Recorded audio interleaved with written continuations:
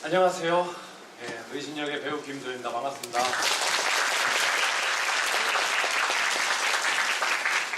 그래도 거의 안 가고 다 계셨네요. 이 근처 사시나 봐요. 네, 토요일 내일 또 하루 쉬시고 출근하셔야 되는데 오늘 또 일찍 들어가셔야 내일 또 일찍 아침밥도 가족들과 먹고 그럴 수 있을 텐데 오늘 늦은 시간까지 이렇게 거의 제 감으로는 거의 가신 분이 거의 없는 느낌인데 딱히 별 내용 없을 이 자리에 끝까지 참여해주셔서 진심으로 감사드립니다. 네, 감사드립니다. 네, 2시간 가까이 되는 어찌됐든 3인극의 공연을 하다 보니까 제가 MC 사회를 맡게 됐는데 다소 좀 지쳐 있습니다. 그 정도 좀 양해해 주시고요. 그러나 조금 이렇게 또 웃고 떠들다 보면 다시 기운 나니까요. 금방 괜찮아질 거니까 저의 호흡을 따라와서 지쳐 계시지 마시고 이렇게 좀 설레임 반으로 좀 이렇게 있으시면 감사하겠습니다. 오늘 그런 관객과의 대화를 진행하기 위해서 오늘의 출연진 분들과 오늘 특별히 연출님하고 저희 작곡가님까지 오셨습니다. 큰 박수로 부탁드리겠습니다.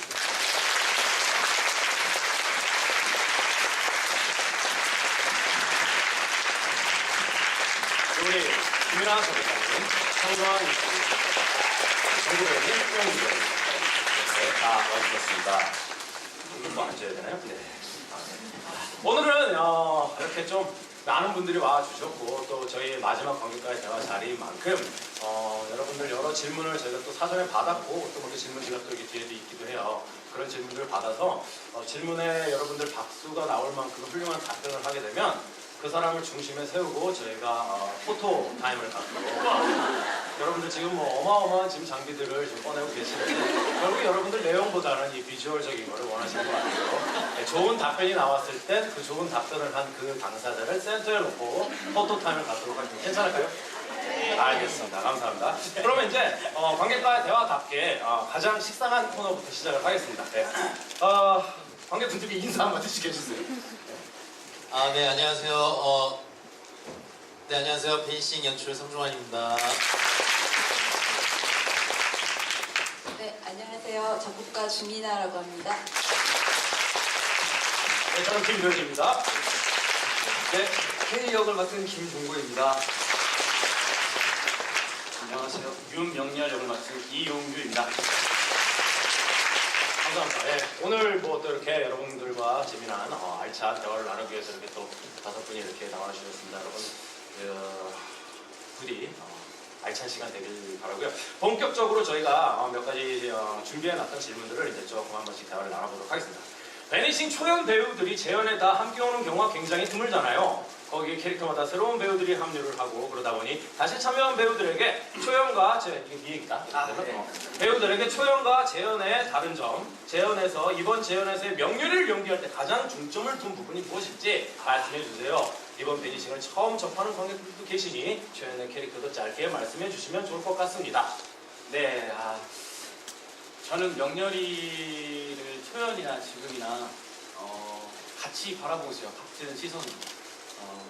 뭔가 아픈 아이고 되게 외로움이 많은 아이고 그 외로움과 가족의 사랑 받지 못한 부분을 의신에게 받게 되고 의지하게 되고 이제 그런 부분은 똑같은데 재연 들어오면서 무연론이라는 유생학이라는 이제 큰 하나의 넘버가 들어오게 되고 얘가 지금 총독부원에서 어떤 일을 하고 있는지까지 작품 속에서 나오잖아요. 그래서 너무 이제 한 색깔에만 치우쳐서 너무 나빠 보일 것 같아서 우선은 그런 여린 마음이나 초연에서 했던 그런 모든 부분들을 똑같이 하고 초연 때 약간 좀 서사가 중간중간에 좀 띄엄띄엄 나오게 되면서 많이 채워지는 부분을 배우들, 다른 배우분들이나 뭐 같이 호흡이나 그런 걸로 다 채웠었는데 많이 지금도 마찬가지로 지금 서사가 되게 좋아졌잖아요. 그 속에서도 제가 갖고 있는 명렬이의 노선을 더 확실하게 보여드리기 위해서 많이 고민하고 있는 것 같아요. 지금까지도 그렇고 공연이 끝날 때까지도 아마 그럴 것 같은데 그건 뭐 다른 배우들도 마찬가지일 것 같고 우선은 그렇습니다. 그렇습니다. 박수는 안 나왔으니까 포토 타임은 없는 걸로. 네. 우리 김정구 배우님은 초연에는 물론 참여를 안 하셨지만 초연 또 이렇게 또 대본과 영상 자료를 접하셨고 이번에 재연을 참여하시면서 혹시 중점을 두셨던 부분이 있다면 아무튼 느닷없이 이런 건 느닷없이 해야 재밌는 거니까요. 캐릭터에 대해서 중점을 둔 부분이 있다면 네. 얘기하기 좀 긴데 제가 작년이죠. 작년에 이 공연을 봤어요. 거기서 세 분의 열연도 보고 너무 좋은 작품을 멋있게 만들어놨구나, 멋있다라는 생각을 가졌습니다. 그리고 이번에 이 작품 함께 참여하게 되었는데 우선은 저한테는 재연을 참여하면서 솔직히 굉장히 큰 부담감이 있었어요. 왜냐하면 저는 K 역을 하게 되었고 K 역을 하면서 그 전에 했던 친구들 민진이나 주광이가 만들어 놨던 그 역할이 굉장히 단단했거든요. 이렇게 단단함을 그리고 창작 초연을 만들면서 한 노고나 고민이나 노동이 엄청나게 커요. 근데 그 고민이 눈에 뻔히 보이면서 이분들이 이 K라는 인물들을 이렇게 입체적으로 만들기 위해서 얼마나 큰 노력을 했을까라는 생각이 들어서 그리고 그 노력이 관객들에게 물론 다른 배우들도 마찬가지지만 큰 사랑을 받고 있다는 걸 제가 공연을 보면서도 실감을 했고 연습을 하면서도 그런 사랑에 제가 다가갈 수 있을까 그런 부담감이 사실 엄청나게 있었습니다. 그리고 연습을 했죠. 고민했죠. K 어떻게 해야 될까. 주광이가 하는 것도 보고 민진이가 하는 것도 보고 연출님 이야기도 듣고 제 생각도 있고. 근데 저는 연습하면서 제일 힘들었던 점은 그거였던 것 같아요. 창작 초연부터 같이 함께 했었으면 내가 생각하는 K의 모습이 조금 더 입체적으로 판이 열릴 수도 있지 않았을까라는 생각이 들더라고요. 그리고 이 친구들이 이렇게 단단하게 좋게 만들어 놨는데 이것을 그대로 내가 답습해도 되지 않을까 그런 유혹도 있었어요. 뭐 그걸 꼭 다르게 한다고 혹은 똑같이 한다고 뭐 옳고 그른 건 없다라는 생각이 있었거든요. 그런데 누구한테 물어봤어요. 베니싱이 어떤 작품이냐 물어봤더니 제가 물어봤는데 베니싱은 한국판 뱀파이어 이야기지라고 이야기를 하더라고요. 제가 공연을 보고 물어봤는데 저는 공연을 보고 그런 생각이 안 들었어요. 이 작품은 한국판 뱀파이어에 대한 이야기가 아니라 그냥 어떤 사람들의 관계에 대한 이야기구나. 그리고 뱀파이어라는 건 그냥 작은 소재에 불과하다는 생각이 들었어요. 개인적으로. 그래서 거기에 초점을 맞추기 시작했죠. 처음엔 어떻게 하면 뱀파이어처럼 보일 수 있을까에 대한 노력을 했었는데 제가 생각했던 것과 많이 다르더라고요. 그래서 부딪혔어요. 그래서 어떻게 하면 좀 더 인간처럼 보일 수 있을까. 그리고 이 사람이 인간인데 인간과 다른 어떤 특별한 다른 무언가 때문에 인간과 어울리지 못하는 그런 외로움이나 우울감 그런 것들을 표현하고 싶었어요. 네. 그래서 그리고 의신이라는 사람을 만나서 점점 인간이 되어가는 어떤 관계를 맺는 한 번도 날 인간으로 봐주지 않았던 사람들인데 그리고 귀신이라고 그러고 무서워하고 죽이려고 하고 그래서 어둠 속으로 늘 숨어 있었고 물론 내 의지로 햇빛 속으로 나가지 못하겠지만 그랬던 K라는 인물인데 의신이라는 친구는 절 진짜 인간으로 봐줬다고 생각했어요. 그래서 너무 큰 감동과 벅찬이 왔죠. 네. 그런 것들을 표현하려고 노력했습니다. 분명히 그렇게 느껴졌던 것 같아요. 저 같은 경우는 이제 작년에 한번 작품 창작에 임했다가 이번에 이제 초연님도 돌아와서 같이 다 같이 이제 돌아왔는데 어느 뭐 인터뷰에서도 한번 대답한 적이 있었어요. 뭐 이번 재연의 초연보다 좀 다르게 집중한 점이 무엇이냐라는 질문. 사실 어떤 캐릭터적인 디벨롭 같은 부분은 특별히 더뭐 이렇게 뭘 넣으려고 하진 않았어요. 뭐 디테일을 뭐 더 추가하려고 한다거나 또 디테일이라는 것도 만들어서 준비하면 디테일이 안 돼요. 하다 보면 나오고 또 나왔다가 어색하면 빼고 뺐다가 다시 아쉬우면 다시 넣고 그러면서 생명체처럼 계속 디테일은 이렇게 지가 알아서 성장하거든요. 그래서 그런 것들은 그냥 지가 알아서 크게 내버려 뒀고요. 제가 이번 시즌에 이제 가장 조금 긴장하고 있었던 것, 그러면서 꼭 해결하고 싶었던 것은 명렬과 케인은 어떻게 보면 무대에서 대화를 별로 나누지 않아요. 그냥 마주치거나 이렇게 스쳐 지나가고 이런 정도지만 외신이 같은 경우에는 처음부터 끝까지 계속 두 사람 사이를 왔다 갔다 양다리를 펼칩니다. 그렇기 때문에 이제 두 사람과의 어떤 호흡 그리고 두 사람과의 어떤 간극 이런 것들을 잘 조율해 줄 필요가 있는 캐릭터라고 생각을 했어요. 이거는 스토리와 별개로 그냥 배우로서 외신이를 임하는 배우로서 그런 것들이 굉장히 필수적인 요소라고 생각을 하고 있었는데 저희 작품 굉장히 감정이 극단적으로 치달아요. 세 인물 다. 그래서 그 감정이 끝에서 만나는 경우도 있고 감정의 정반대의 영역, 감정이 교차하는 영역 이런 것들이 있는데 감정들이 굉장히 요동치다 보니까 이 사이에서 이 밸런스를 잡는다는 게 여러분들한테 그것이 부담스럽지 않게 비춰지게 하기 위해서 사실 되게 좀 많이 심장이 아파요. 그래서 이번에 이제 정민 친구, 승현 친구, 종 친구가 다시 합류해 주면서 저희 경우의 수가 이제 27페어가 됐잖아요. 근데 이제 의신이 입장에서는 이제 양쪽 K와 명리를 다 만나야 되기 때문에 이제 3 곱하기 3에서 이제 경우의 수가 제가 만날 조합만 이제 9조합이 있는 거죠. 이제 9개의 이제 밸런스가 있다라는 얘기가 되겠죠. 오늘도 또 새로운 밸런스고 이제 또 그렇죠. 근데 또 그 밸런스가 내일 우리가 똑같이 또 요멤버로 한다고 해서 내일이 오늘 공연이랑 또 똑같냐? 또 그렇지가 않아요. 이게 공연이라는 놈이 생명체라서 지가 막 알아서 움직여요. 가끔은 뭐 아프기도 하고 가끔은 너무 신나하기도 하고 가끔은 되게 괜찮은 놈이었다고 하고 좀 지 멋대로 좀 왔다리 갔다리 해요. 저희는 늘 저희 마음에 드는 생명체이길 바라는 마음 공연에 임하는데 늘 뭐 마음처럼 되지는 않습니다. 하여튼 제 입장에서는 재연에서 가장 중점을 뒀던 건 이번에 새로 합류한 뉴캐스트들과 기존의 캐스트들이 어떻게 밸런스를 맞출 수 있는지 의신이로서 그리고 또 저희 팀의 형으로서 그런 것들에 좀 많이 집중을 했었던 것 같아요. 뭐 제 대답은 거기까지 하는데 박수가 안 나오니까.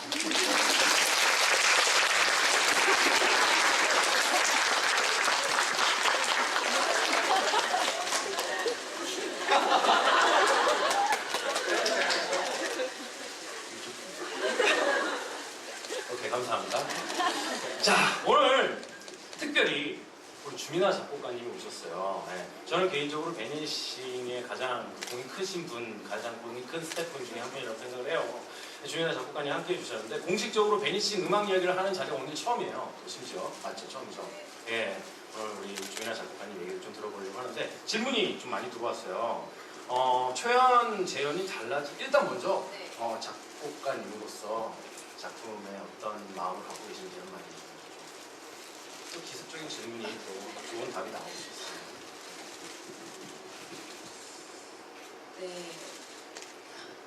아니, 아시는 분은 아실지도 모르겠는데 베니싱이 제가 쓴 첫 뮤지컬이거든요. 그렇기 때문에 사실 굉장히 이전에는 그냥 취미생활 겸 막 즐기러 뮤지컬을 봤다면 이제 베니싱이라는 작품을 하게 되면서 정말 이제 공부하는 그런 생각으로 정말 많은 뮤지컬을 보면서 그냥 이제는 일하는 느낌으로 분석하는 느낌으로 이렇게 열심히 보면서 어떻게 이 캐릭터들이나 그런 상황을 음악적으로 잘 표현해서 여러분께 잘 전달해 드릴까 계속 이런 고민을 하면서 작곡을 했습니다. 진짜 처음이라고 느끼지 않을 정도로 곡들이 굉장히 좀 수준이 있지 않나요? 네. 아니 제 느낌이 그래요. 네. 일단 제가 연습할 때 어려워하면 좀 수준이 있는 거예요. 제가 쉬워하면 쉬운 곡이고 이게 제가 어렵다고 다 어려워 있잖아요. 네, 어려우면 일단 수준은 있는 거예요. 좋고 나쁘다라는 걸 떠나서 일단 수준은 있는 거예요. 네. 그래서 질문이 들어왔어요. 초연, 재연 달라진 부분을 이야기하기 전에 어떻게 만들어졌는지 방금 얘기해 주셨으니까 초연과 재연에서 조금 뭐 곡도 추가가 됐고 약간 분위기적으로 달라진 부분이 있는 것 같아요. 작곡가님께서 거기에 대해서 한번 일단 초연과 음악적으로 크게 달라진 적은 별로 이렇게 곡도 좀 추가가 네, 되고. 곡이 추가가 된 점은 일단은 아까 배우님들도 말씀하셨던 것처럼 약간 부족했던 서사나 감정을 조금 더 이제 보충하고 싶은 마음도 있었고 그게 특히 이제 명렬의 캐릭터의 더 그런 부분과 그리고 사실 의신과 케이가 같은 뱀파이어로서 5년 동안 그 폐가에서 함께 지냈는데 그게 어떤 모습이었을까 뭐 이런 거를 많이 궁금해 하셨을 것 같더라고요. 그래서 어떤 모습으로 어떤 감정으로 이제 생활을 했을까라는 것을 이제 또 보여드리고 싶어서 이렇게 넘버가 추가된 게 있는 것 같습니다. 혹시 뭐 이렇게 어떤 곡은 막 하루 이틀 만에 나오기도 했고 네. 또 어떤 곡은 또 되게 오랜 기간 또 이렇게 네, 네. 기회를 기울여서 쓰신 곡도 있잖아요. 네네. 네, 그런 어떤 작곡들을 할 때 네. 어떤 곳에 중점을 두며 혹은 또 네. 어떤 곳에 영감을 받는다든지 왜 이렇게 영화 속에 작곡가들 역할 나오면 네. 갑자기 막 악상을 그린다거나 이러잖아요. 어떤 그런 게 진짜 있는지 그런 건 없죠? 네. 영화야. 네. 그런데 제가 사실은 영화 음악을 공부를 원래 했잖아요. 네. 그래서 대본을 받았을 때 굉장히 구체적인 장면이나 씬을 이렇게 상상을 하면서 곡을 쓰거든요. 그런데 그래서 예를 들어서 뭐 나를 마셔나 스킨님이나 뭐 밤의 한 켠에서는 햇빛 속으로 같은 곡들은 굉장히 이렇게 떠오르는 이미지가 있어서 그럴 때 좀 더 이제 캐릭터의 몰입도 잘 되고 감정이 좀 그래서 빨리 쓴 비교적 좀 빨리빨리 나왔던 편인 반면에 명렬이는 좀 되게 어려웠어요 저한테. 왜냐면 아니 그러니까 뭐 다들 뭐 이제 연기에서도 나타나시는 것처럼 명렬은 어떤 계속 이렇게 감정이 복잡하잖아요. 이렇게 형에 대한 그런 애정도 있고 언제부터 이렇게 변화했는지 아니면은 그것이 어떻게 한쪽으로 단순한 악인이라고 저는 생각을 안 하고 그 감정이 항상 공존해 있잖아요. 그게 음악적으로 이렇게 표현하기가 되게 좀 힘듦이 조금 있더라고요. 그래서 명렬곡들은 항상 되게 힘들었어요. 연출님하고 굉장히 많은 커뮤니케이션을 하면서 네. 계속 그 스태프분들 사이에서는 연출님이 때로는 악역 역할도 많이 하셨을 것 같아요. 그리고 배우들한테 되게 천사 같은 연출님인데 스태프들한테 막 쪼고 막 이랬던 거 내가 몇 번 봤어요. 네. 어떤 얘기들을 주로 나누셨는지 한 말씀 해주세요. 모르겠어요. 저는 뭐 어떤 얘기 했는지. 곡에 대해서 어떤 요구사항이나 뭐 이런 것들. 일단 그래서 이제 명렬곡 같은 경우는 이제 제때 안 나오니까 데드라인을 계속 좀 지켜달라는 요구를 좀 드렸던 것 같고요. 근데 곡들이 다 너무 좋아요. 확실히 그 이제 방금 말씀하셨던 좀 빨리 쓸 수 있었다라는 곡들은 정말 너무너무 좋은 것 같아요. 곡들이 특히 이제 가사도 우리 한재인 작가님이 써주신 가사도 들을 때마다 곡을 들을 때마다 가사와 음악에 감탄하면서 계속적으로 이제 회사 쪽에 빨리 OST 작업 안 하냐고 요구할 정도로 소장하고 싶고 운전할 때마다 듣고 싶은데 조금 뭐 특별한 요구보다 그런 건 있어요. 이 작가님과 작곡가님의 그 감성이 있는데 제가 처음부터 그걸 알지 못했던 것 같아요. 그래서 만드는 과정 속에서 이 글이면 이런 단어와 이런 상황이면 이런 음악이어야 할 것 같은데 라고 했을 때 다른 곡이 이제 왔었어요. 초연 만들 때 내가 예상했던 거랑 좀 다른 곡인데 그래서 이제 일단 장면을 만들어요. 만들 때도 많이 하고 어쨌든 구성을 맞춰놓고 쭉 이어붙였을 때 그때 알게 돼요. 이분들이 이런 느낌을 내려고 하셨구나. 그게 이제 대표적인 곡이 위대한 발견이라는 곡이거든요. 이 곡이 이상해서 가능한 곡인가 했는데 이제 이분들의 감성을 더 확실하게 한 거는 요번에 비과학적인 사실을 듣고서 이분들은 이런 작품을 만들고 싶었고 이런 감성이구나 라는 거를 확실히 알게 됐죠. 그래서 저는 사실은 그 비과학적인 사실도 싸우는 곡이잖아요. 가사적으로는. 그런데도 불구하고 거기서 보다 좀 더 감성적이고 아름다운 선율의 곡들로 둘이 이야기를 주고받을 때 이 작품에 있던 결이 작곡가님의 그 음악을 통해서 쫙 이어져 나왔던 부분을 다시 한번 리스펙트 하게 되었어요. 요번에 저희가 작품 연습을 시작했던 첫날에 우리가 받았었던 대본에도 이미 그 비과학적 사실 그 씬과 우열론에 대한 그 장면은 있었잖아요. 네네네. 그러니까 지난해의 초연을 마치고 그 사이 시간 동안에 어떤 아이디어들이 이제 들어간 거잖아요. 그렇죠, 그렇죠. 그 의도에 대해서 우리 아. 한번 그 과정이. 우열론과 비과학적을 넣은 이유.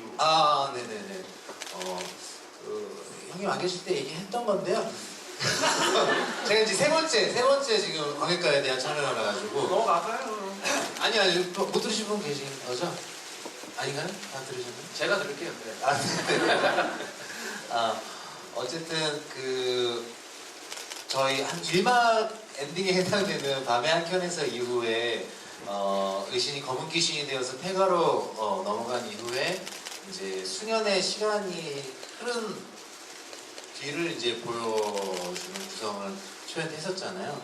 그러면서 그 사이 과연 K와 의신이 어떤 유대관계가 있었길래 그 이후에 어떤 그런 유대감을 가지고 마지막 엔딩까지 치닫는가라는 부분들을 많이 가지셨던 리뷰를 모니터하면서 그 사이 과정을 초연 프리뷰를 통해서 약간 이미지로 보여줬던 부분을 조금 더 장면적으로 만들면 좋겠다. 그와 더불어 영렬이도 자신의 이야기를 좀 가질 수 있는 사실은 그 전에 이 부분에 해당되는 넘버가 사라지는 것들 원이었잖아요. 그 부분이 이제 자신의 이야기보다는 거기 장면에서도 여전히 형에 대해서만 설명을 하고 있어서 물론 그 가사 안에서도 우리 훌륭한 영렬이 배우분들께서 자신의 이야기로 승화시켜서 표현을 해주셨는데 그래도 좀 벅찬 부분이 있었던 것 같아서 그 두 가지를 좀 성취하고자 우열론이란 조금 복잡한 구성의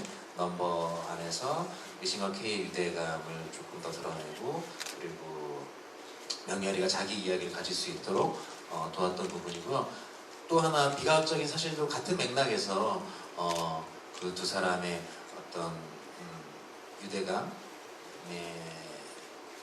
조금 더 극대화된 어떤 그런 포인트가 될 수 있을 것 같아서 그렇게 그 초연과 재연 사이에 그 기간 동안 또 저희 창작진 그리고 제작부에서는 계속적으로 회의하고 의견 나누고 곡 쓰고 그렇게 지냈던 것 같아요. 네.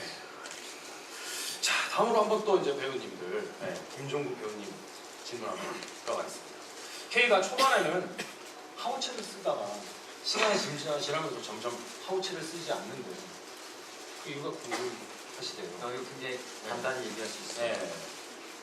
이건 관계 때문에 그럽니다. 그 관계가 달라지는 것을 보여주고 싶어서 의신이라는 사람을 만나고 잃어버렸던 자기의 인간적인 모습 그리고 의신과 어울리기 위한 K의 노력 그리고 K가 조선시대부터 살았다는 설정을 우리가 갖고 있는데 전혀 표현되지 않는 것 같아서 말투를 조금 조선시대 말투로 사용하면 어떻겠냐고 제안을 했고 그걸 흔쾌히 받아들이셔서 의신을 만나면서 점점 이제 그 말투를 잊고 의신과 함께 교류할 수 있는 좋은 관계를 만들기 위한 그 의신의 말투를 사용하는 것을 좋을 것 같다는 생각에 하우체를 사용하고 네. 알겠습니다.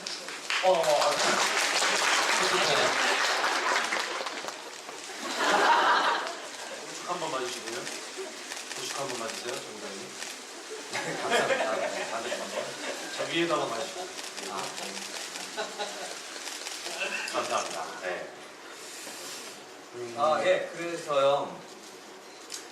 그 도현 배우님께 제가 질문 하나 드릴게요. 갑자기요? 예, 도현 배우님께서는 K와의 관계에 대한 질문이 많이 들어왔다고 합니다. 그 유난히 K를 귀여워하는 의심, K에게 무신명한 의심, K를 부정하는 의심, 결국에는 K와 함께하는 의심 등 K에게 많은 감정을 보여주시는데 도현 배우님에게 있어 K는 어떤 의미인지 K를 대할 때 특별히 중점을 두는 부분이 있는지 궁금합니다. 예. 이 얘기 작년에도 되게 많이 들었어요. K를 좀 많이 귀여워한다. 수학과 의사 같다. 귀엽잖아요. K들이 전 다 귀여워요. 실질적으로 저보다 또 이제 한두 살씩 또 동생들이기도 하고 실제로 귀엽기도 하고 그리고 저는 이제 여러분도 뭐 병원에 몇 번씩 가보셨을 거 아니에요. 어떤 형태의 병원이든 병원에 가면 거기 이제 좀 환자들이 많이 오는 좀 유명한 병원을 가면 동네 병원을 가면 의사 선생님이 되게 친절하시거나 아니면 되게 정확하세요. 둘 중에 하나예요. 되게 엄하세요. 자기 되게 아파서 간대 하시고요. 주사 한 대 놔주시고 들어가세요. 계속 증상 되면 한 3일 뒤에 다시 오세요. 이런 분도 계시고 어떤 분은 굉장히 되게 많이 아픈데 되게 많이 아플 건데 조금 아플 거예요. 아이고 따끔 뭐 이런 선생님도 계세요. 그 거의 두 종류 중에 하나의 선생님들이 주로 좀 환자분들이 많이 몰렸던 것 같아요. 저도 최근에 제가 좀 자주 가는 이비인후과 선생님은 제가 성대가 부어서 목이 하나도 안 나오는데 이 정도면 공연 한 3회는 가능할 거잖아요. 이런 식이세요. 굉장히 이렇게 안심. 근데 공연 못할 정도 상황일 때도 그렇게 걱정하지 마. 물 먹고 자면 돼. 이런 식이세요. 그러면 그게 심리적으로 되게 많이 도움이 되기도 해요. 그리고 의사 선생님들이 어떤 환자가 아파서 왔을 때 특히 중환자분들이 있을 때 그걸 막 자기가 더 그러면 예를 들면 되게 좀 오늘 내일 하시는 분이 병원을 가셨는데 막 오늘 준비하셔야 될 거예요. 아이고 아직 살아계셨네. 이러면 이게 안 되잖아요. 괜찮아 걱정하지 마세요. 이런 뭐 나은 사례도 있고요. 전 세계적으로 아직 의학이 많이 좋아져서요. 괜찮으실 거예요. 어르신 뭐 이런 식이죠. 저는 이제 그런 쪽 의사 선생님을 많이 따라가고 싶었어요. 그리고 그것이 우리 작품에서 또 기능적으로도 K라는 존재들이 딱 좀 과묵하고 어둡고 하니까 K라는 존재와 씬에서 만났을 때 제가 너무 진지하고 차가우면 무겁고 어두운 K라는 인물하고 만났을 때 그 씬의 느낌이 초반 장면들이요. 씬의 느낌이 너무 이렇게 스릴스릴해지잖아요. 그러면 뒤에 가서 또 죽고 물고 막 해야 되는데 앞에서부터 계속 이렇게 가면 여러분들 좀 힘드실까봐 앞에서 조금 더 밝게 가려는 모습으로 했었고요. K는 저한테는 흡혈귀, 뱀파이어 이런 개념이 아니라 전 이 작품에서 아까 배우님들도 얘기하셨는데 이건 뱀파이어물이라고 저는 애시당초 그게 중요한 작품이라고 생각하지는 않아요. 그냥 굉장히 다른 두 녀석이 세 녀석이라고 할 수 있겠죠. 굉장히 다른 세 녀석이 섞여가는 과정이라고 생각해요. 그렇기 때문에 K라는 존재는 근데 내가 꼭 알고 싶은 존재, 꼭 이해하고 싶은 존재, 꼭 해결하고 싶은 존재. 조금 더 거하게 얘기를 하자면 보도를 기다리면 하는 작품에서 보도 같은 존재, 희망이라고 해야 될까, 뭐라고 해야 될까 좀 정의 내리기는 어렵지만 하여튼 보도에서 보도 같은 존재, 약간 K를 그런 존재라고 봐요. K가 죽으면 사실 의사로서, 친구로서, 천재 의사로서 모든 걸 좀 잃게 되는 상실감이 커지는 그런 존재. 지금 적어도 이 베니싱이라는 그게 시간 속에서는 이 친구가 저한테 정된 것 같아요. 그 정도? 네. 거시기에 한 장 찍고 가시죠. 들어가셔도 되는데. 또 찍어야 돼요? 네, 이쪽. 네, 이쪽. 네. 정면. 네, 위에. 감사합니다. 네. 괜찮아요. 조심히 가세요. 조심히 가세요. 네. 자, 어색하지 않게 빨리 나오시는 거예요. 네. 이어서 편하게 가시고 싶은 용규 배우에게는 의신과의 관계에 대해서 질문이 다 많다라는 문장은 다 들어있네요. 용규 배우님의 명렬이는 의신이를 따르고 좋아하는 모습이 가장 많이 보이는 명렬이라고 느꼈습니다. 너 좀 그래. 우연론 이후 점점 변해서 의신을 연구 재료로 보다가도 어느 순간은 동경하고 의지하던 형을 바라보는 모습이 보이는 것 같습니다. 용구야! 이용구라고 하면 좀 힘들어가지고 혀가 용규 배우님의 명렬이에게 의신이는 어떤 존재인지 말씀해 주세요. 아버지 같은 존재? 아니면 형? 가족? 실제 가족은 아닌데 이게 가족한테 사랑을 못 받으니까 그리고 형이랑 있으면 뭔가 특별한 사람이 된 것 같은 느낌이 드니까 그래서 형도 저를 많이 챙겨주기도 하고 그래서 의신이 형을 가장 많이 따르고 가장 좋아하고 그런 것 같아요. 그 과정 속에서 형이 저를 밀어내고 빠지라고 그러고 넌 몰랐대. 형이 한 말을 저는 어떻게 보면 명렬이는 틀리지 않거든요. 너 인정해. 같이 좋은 의사가 되자. 뭐 이런 얘기를 하면서. 그런 말들을 다 고지고대로 믿기 때문에 다 상처를 받는 것 같아요. 이게 실제로 그런 마음이 있기 때문에. 그리고 그 다음에 아무리 우열론이라는 그 기회가 생겨서 얘가 무쇠나 그 팀에 들어와가지고 얼마나 천애당하고 그래가지고 5년 동안 그렇게 공부를 했는데 결과적으로는 결과물은 못 낸 거잖아요. 이렇다. 그 과정 속에서 형에게 찾아가고 형을 다시 찾아갔을 때는 실제로도 미안한 마음이 있을 것 같아요. 그 마음이 아예 없어지진 않을 것 같아요. 왜냐하면 저희가 삼중창에서도 많은 걸 함께 손에 쥐게 되겠지라는 말을 하거든요. 근데 이 함께라고 하는 말 자체가 관계잖아요. 그래서 그 관계가 계속 끊어지면 안 되겠구나 라는 생각을 이번 재연에 오면서 많이 생각을 했어요. 그리고 실질적으로 형이 왔을 때도 모든 게 다 진심이긴 하지만 내가 진심으로 했을 때 형이 뭔가 나한테 거짓말을 하고 다른 걸 하고 있다는 걸 알게 됐을 때 더 큰 배신감이 오게 되고 그래서 형을 더 궁지로 몰게 되고 그런 계기가 되는 것 같아요. 그래서 어쨌든 저에게 의순이 형은 가족 같은 존재. 종구 배우님. 아, 이거.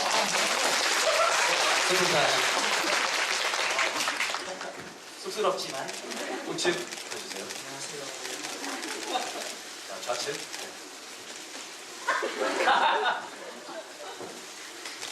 위에 분. 좋습니다. 네. 자, 종구 배우님 질문입니다.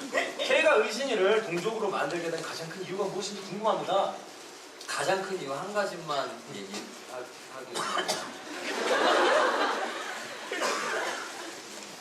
깊은 빡심 때문에 그런데 여러 가지 이유인 것 같아요. 간단히 설명하자면 날 처음으로 인간으로 봐줬고 제가 마음을 줬는데 자기 생각과 같지 않다고 꺼지라고 하고 돌아가라고 하고 그러면 다시 또 저는 그 어둠 속으로 혼자 외롭게 지내야 되잖아요. 외로워서 깊은 마음속에서 외로워서 누웠을 것 같아요. 좋습니다.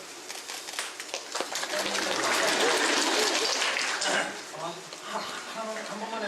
아, 못됐네. 박수 많이 안 나왔으니까 그만큼만. 자, 종구 배우님이 저한테 질문을 해주셔야 하는데. 아, 그래요? 네, 제가 너무 안 할게요. 해주셔가지고. 고현 배우님, 네네네. 질문입니다. 네네, 감사합니다. 고현 배우님의 의신은 K에게 물리고 난 후 네. 증상들에 대해 더 민감하게 반응하시는 것 같습니다. 네네네. 혹시 반응들을 표현하기 위해 따로 준비하시거나 공부하신 게 있으신지 고민을 통해 만들어진 장면들은 어떻게 되는지 궁금합니다. 네, 너무 공부까지는 안 했고요. 네. 그냥 그런 생각이었었어요. 저 아이언맨 되게 좋아하거든요. 1, 2, 3 다 보고 피규어도 좋아할 정도로 너무 비싸서 피규어까지는 못 사는데 그런 거 되게 구경하는 거 좋아하고 아이언맨 되게 좋아해요. 그 캐릭터 자체를. 근데 그분이 처음에 이제 저 중동 지역에 포로로 잡혔을 때 그거를 딱 만들어서 처음에 1편에서 딱 만들어서 그걸 처음 딱 입었을 때 그냥 피규어 해가지고 꼬꾸라지거든요. 그 천재 과학자도 자기가 처음 그걸 입었을 땐 자기도 조정을 못하는 거예요. 자기가 막 상상해서 만들었는데 그래가지고 자기 이제 다시 미국으로 돌아와서 본격적인 연구를 해서 본격적으로 만들었죠. 만들고 나서도 한동안 막 난리가 나요. 조작을 못하는 거죠. 똑같다는 개념으로 저는 생각을 했어요. 뱀파이어에 물렸지만 물렸다고 해서 바로 이 뱀파이어의 능력들을 바로 이거를 활용할 수 있지는 않겠죠. 그래서 그 단계를 좀 보여주고 싶다라는 생각을 처음에는 그냥 뱀파이어로 변해가는 과정이 좀 필요할 것 같다라는 생각에서 출발을 했고요. 그리고 이제 두 번째는 이제 장면 기능적으로 봤을 때 의신이가 저 총명하고 저 명랑하고 저 열정적이었던 아이가 어떻게 하나씩 나사가 풀려가는지 어떻게 점점 망가져 가는지 그 연구의 실적과는 무관하게 어떻게 점점 아이가 페인스러워지는지 인간으로부터 멀어져 가는지 더 이상은 명렬이와 가까워질 수 없는 위치까지 어떻게 가는지 그런 장면들을 중간중간 이어지는 장면들에서 많이 보여주고 싶었고 물리자마자 나한테 무슨 짓을 한 거야 따라오지 마 이런 장면 때랑 나중에 이제 꼭 돌아올게 라고 하고 나서 이제 다시 돌아갈 때 연구실로 다시 갈 때는 굉장히 똑바로 고든 자세로 걸어간다라는 거 그런 식으로 이제 조금 변화의 과정 이 뱀파이어로서의 이 신체 컨디션을 점점 내 스스로 지배해 가고 있는 이 과정 그런 것들을 작품과 상관없이 혹은 상관있게 그런 것들 좀 계속 깔고 있고 싶었어요. 네, 그렇게 했을 때 마지막 실험이라는 노래를 부를 때까지 어떻게 그게 이어지는지 저도 좀 관객분들과 같이 좀 호흡해보고 싶었고 나쁘지 않았을 거라는 확신을 갖고 있는데 괜찮죠? 네, 그럼 됐고요. 네, 다음 질문으로 넘어가 보겠습니다. 초연 관객과의 대화에서 기억이 남는 장면이 있다면 용규 배우의 피해 축제가 아닐까 싶습니다. 네. 혼자 남은 명렬이의 삶에 대해 처음에는 피해 축제를 생각했다가 공연을 하면서 점점 외로워지고 사죄하는 마음으로 혼자 살았을 것 같다고 이야기했는데요. 재연에서 표현하는 명렬이도 같은 삶을 살았을까요? 그럴 것 같아요. 그렇게 뭔가 본인이 책임을 질 수 없을 정도의 그런 행동을 하고 난 다음에 어쨌든 본인이 살려고 취한 거잖아요. 네. 그렇게 되고 본인이 다시 뱀파이어가 돼서 깨어나고 내가 정말 좋아했던 형은 없고 또 그 형은 사라졌고 갈 곳이 없을 것 같아요. 그래서 피해 축제는 정말 그렇게 생각을 했었어요. 초연 때 처음에.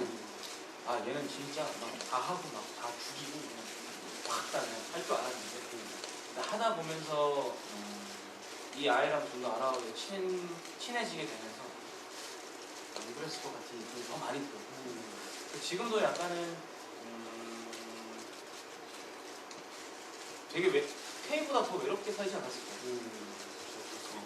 근데 실제로 저도 명렬이라는 친구가 그렇게 지금 이게 극 중에서 비춰지기에는 그게 안티골라스적인 역할을 하고 있기 때문에 더 그렇게 우리가 만들어가고 있지만 만약에 일상에 명렬 같은 친구가 있었다면 좀 이해가 좀 됐을 것 같아요. 만약에 이 약을 먹으면 상처가 3초 만에 다 안 불어요. 어떤 상처든 다. 수술을 해도 막 배를 쬐어. 여기 막 맹장 꼈어. 그런데도 이 약을 먹으면 5분 정도 있다 바로 나갈 수 있어요. 만약에. 그럴 수가 있어. 그러면 드실 것 같아요? 안 드실 것 같아요? 드시겠죠. 근데 그게 한 350만 원쯤 됩니다. 근데 굉장히 심한 수술을 했어요. 그래서 그 경과를 지켜봐야 될 정도. 근데 요거 먹으면 싹 나. 350. 그죠? 드실 것 같죠? 그러니까 이게 인간 심리가 다 그렇습니다. 명렬이도 거기서 사실 출발할 수 있는 부분이 있을 것 같아서 그런 생각이 들어요. 하여튼 저희 작품에서는 나쁜 놈이에요. 아니에요. 나쁜 놈이야. 너 나쁜 놈이야. 그게 간다니까. 안 그러면 안 봐. 이렇게. 자, 연출님께 질문 드리겠습니다. 우리 작품에서 이게 또 원형이기도 하고 시계 방향, 반시계 방향, 정지 상태 등을 이용한 배우들의 동선이 눈에 띄었습니다. 이처럼 동선이나 상하수 위치 등을 이용하여 의미를 부여하고 신경 쓰신 부분이 있는지 궁금합니다. 네, 뭐 시계 방향, 반시계 방향, 정지 상태를 의도했다라기보다 일단은 그 무대를 처음 디자인할 때 아무래도 그 시간성에 대한 의미를 담아 놓았기 때문에 그렇게 움직여질 수밖에 없겠죠. 우리 배우들은 시계 방향이든 반시계 방향이든 돌 수밖에 없어요. 네, 그래서 무대 디자인에 따른 어떤 그런 것이었고 그 외에 더 여기서는 시계 방향으로 움직이세요, 반시계 방향으로 움직이세요라는 그런 디렉션을 의도적으로 드리진 않았고 제가 동선에서 가장 중요시 여기는 것들은 어쨌든 배우가 가장 편하게 움직일 수 있는 그런 동선을 만드는 것이 가장 중점을 두는 부분이에요. 어쨌든 뭐 큰 극장에서 많은 테크니컬, 소극장보다 훨씬 더 많은 테크니컬이 들어갈 때는 또 거기서 또 다른 미학으로 작업이 되겠지만 소극장에서는 저는 제가 이제 객석에서 앉았을 때 가장 만족도가 높을 때는 이 배우들의 연기가 아주 신명하게 뭐 신명한다고 해서 막 칼춤을 추고 그런 건 아니고 정말 오롯이 그 인물이 되어서 아무런 거리낌 없이 연기를 가장 방해하는 게 어떤 인식이잖아요. 인식이거든요. 그래서 나는 지금 이렇게 움직이고 싶은데 저기로 가야 하니까 시계 방향으로 가야 하니까 그렇게 되면 곤란해지기 때문에 어쨌든 배우의 감정선에 따라서 동선을 만들어가고 피치못해 더블 혹은 트리플 퀘스트 사이에 동선이 달라질 때는 그것조차도 고민해서 사실은 스태프들한테 죄송하지만 거기에 따른 메모리를 매일매일 메모리를 하는 거거든요. 동선이 다를 때 그게 어디서 부르는 게 아니고 일찍 와서 그 배우를 위한 메모리를 다시 해야 돼요. 저는 그래서 아마 초반 프리뷰 때는 조금 부족한 부분이 있었던 부분이 그런 이유도 좀 있었던 거고요. 어쨌든 시계 방향, 방식의 방향은 무대 디자인에 따른 거기에 시간성이 담겨 있는 부분이고요. 동선은 최대한 배우분들이 움직이기 편한 동선을 만들었고 그런 부분을 가장 앞으로도 중점을 많이 두는 작업이 될 것 같습니다. 네, 이제 저희가 사전으로 받은 질문들 중에서 이제 마지막 질문은 우리 또 주민아 작가님 나와주셨으니까 마지막으로 각 캐릭터마다 메인 테마로 만드신 넘버가 있으실 것 같다.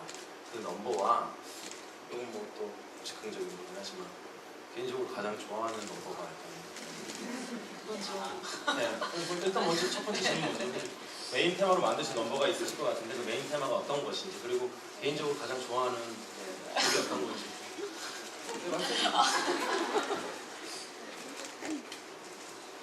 네. 조심해서. 힘드실까봐. 일단 여기 주제는